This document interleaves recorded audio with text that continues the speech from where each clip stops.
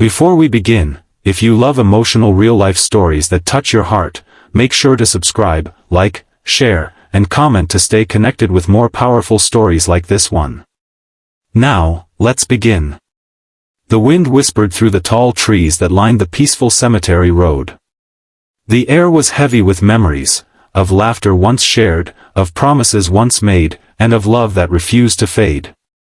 Elena Torres, a 45-year-old businesswoman known for her unshakable confidence and elegance, stepped out of her black SUV, clutching a small bouquet of white lilies.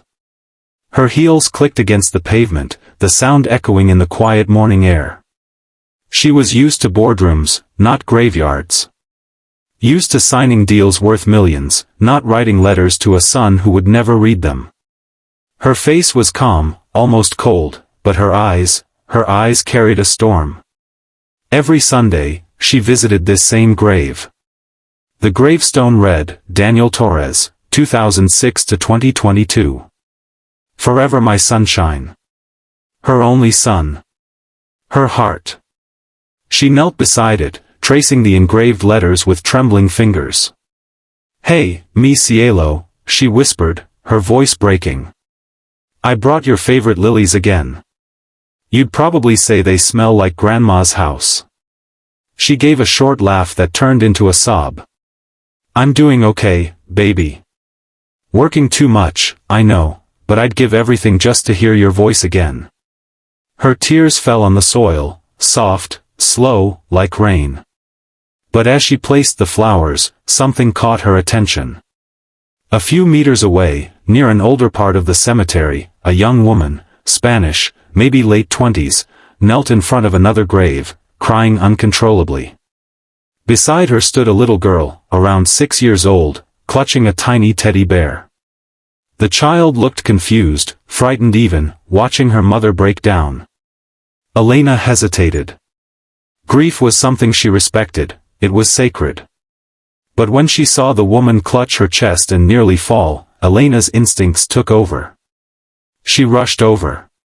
Senora, are you okay? She asked, crouching beside her. The woman looked up, startled. Her face was pale, her eyes swollen. I'm fine, just dizzy, she managed to say in accented English. Elena helped her sit on a nearby bench, offering her a bottle of water from her bag. Take it easy. Breathe. The little girl stood silently beside them, her big brown eyes filled with fear.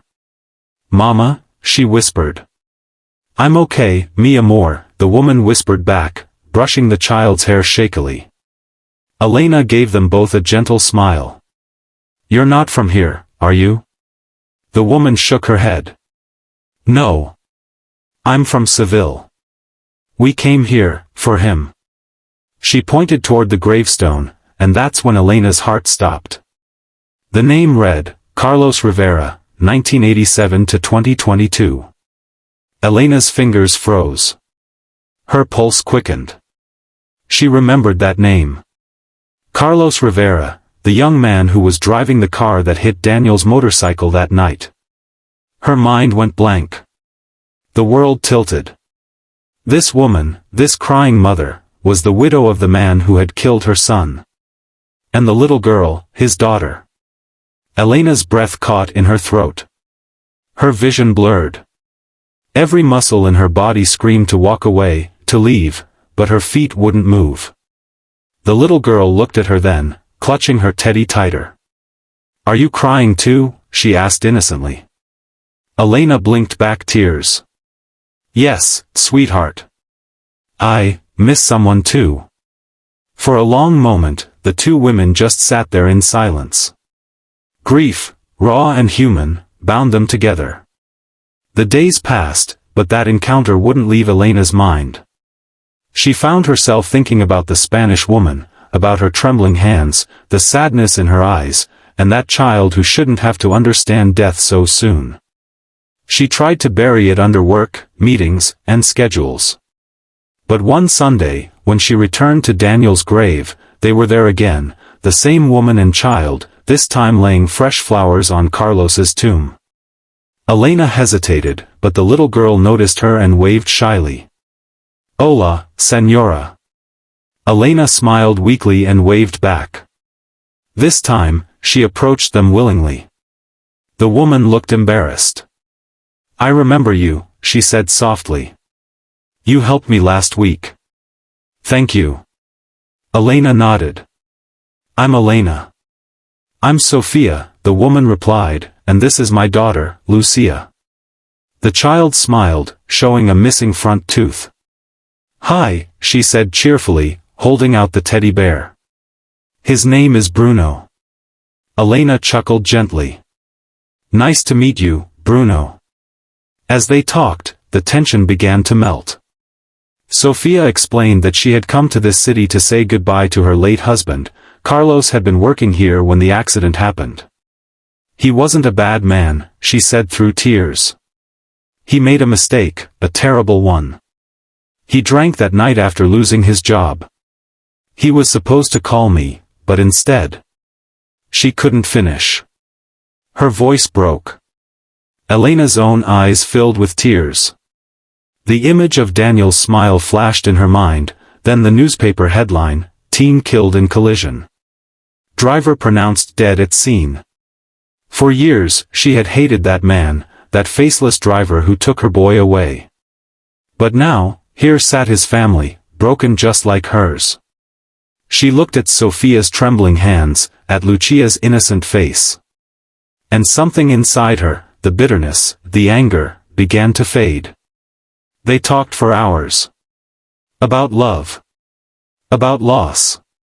About how grief doesn't care who was right or wrong, it just hurts everyone. By the time they left the cemetery, Elena felt lighter. Not healed, but human again. Over the next few weeks, they began meeting often, at the park, at a cafe nearby.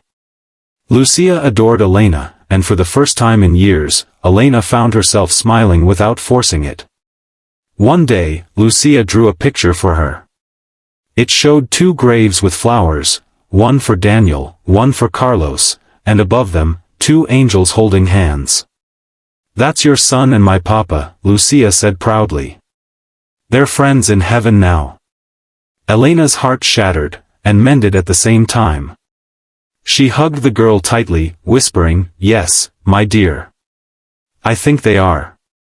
From that day on, Elena stopped visiting the grave to mourn. She visited to remember.